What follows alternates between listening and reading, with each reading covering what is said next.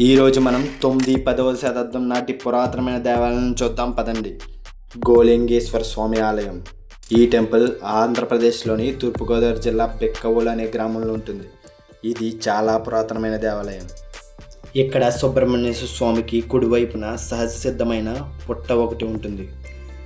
ఇంతటి ప్రసిద్ధి చెందిన దేవాలయాన్ని ఒక్కసారి దర్శించుకుందాం పదండి.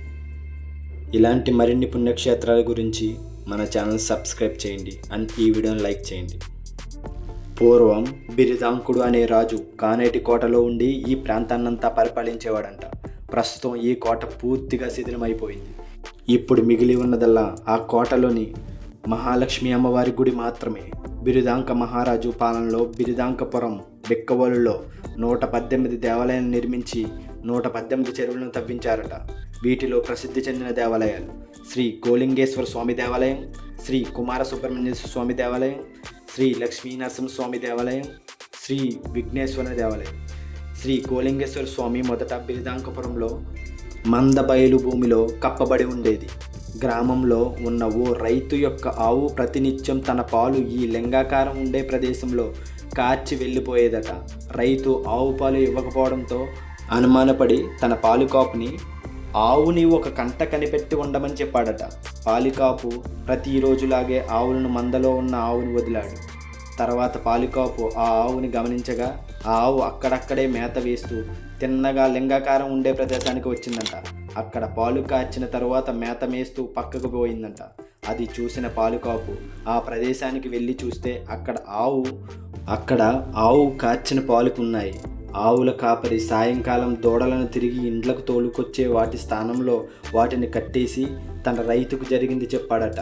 రైతు ఈ విషయాన్ని గ్రామంలో వారందరికీ చెప్పాడట. గ్రామస్తులు అంతా పాలు కాచిన ప్రదేశానికి వెళ్ళి అక్కడ పాలు కట్టిన చిన్న మడుగుని చూశారు.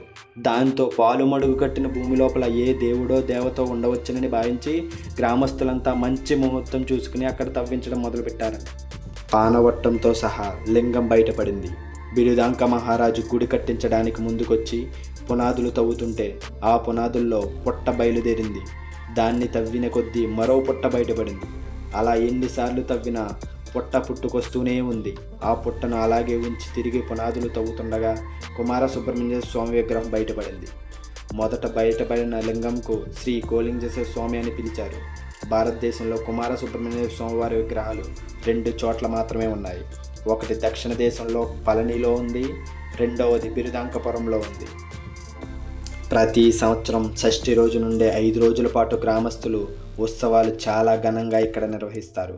వేలాది మంది భక్తులు స్వామివారిని దర్శించుకోవడానికి ఈ ఆలయానికి వస్తూ ఉంటారు. ఇంతటి ప్రసిద్ధి చెందిన ఇంతటి పురాతనమైన దేవాలయాలను ఖచ్చితంగా ఒక్కసారైనా దర్శించుకోవాల్సిందే. ఇలాంటి మరిన్ని పురాతనమైన దేవాలయాలు, అద్భుతమైన పుణ్యక్షేత్రాల గురించి మన ఛానల్లో వస్తూనే ఉంటాయి. సబ్స్క్రైబ్ చేసుకోండి. ఇప్పుడు మనం చూసే ఈ ఆలయ గోపురంలో ఉడుము అయితే మనం చూసాం. ఇక్కడ స్థానికులను అడగగా ఈ గోపురంలో పాములు కూడా పై గోపురంలో నివాసం ఉంటాయని ఇక్కడ స్థానికులు అయితే చెప్పారు.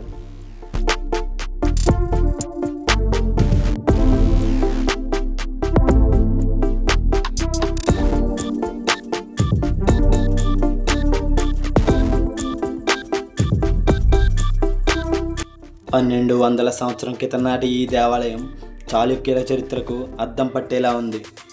ఈ ఆలయాన్ని దర్శించుకుంటే చాలు కోరిన కోరికలు తీరతాయని ఇక్కడ భక్తుల విశ్వాసం. అంతేకాదు భారతదేశంలో కుమార సుబ్రహ్మణ్యేశ్వర స్వామి ఆలయాలు 2 ఉండడం, అందులో ఒకటి పళని, రెండవది ఈ బిరుదాంకపురంలో ఉండడం విశేషం.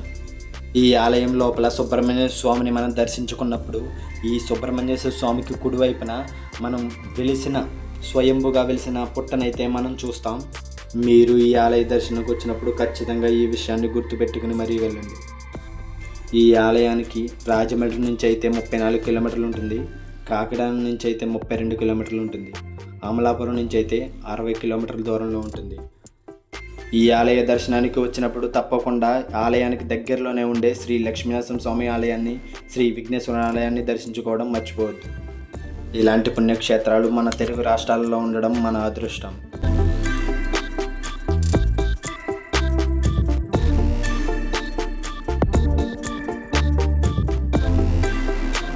మీరు ఈ టెంపుల్కి రావాలనుకున్నా, ఆల్రెడీ ఈ టెంపుల్ని దర్శించుకున్నా కామెంట్ చేయండి అండ్ ఈ వీడియోని లైక్ చేయండి.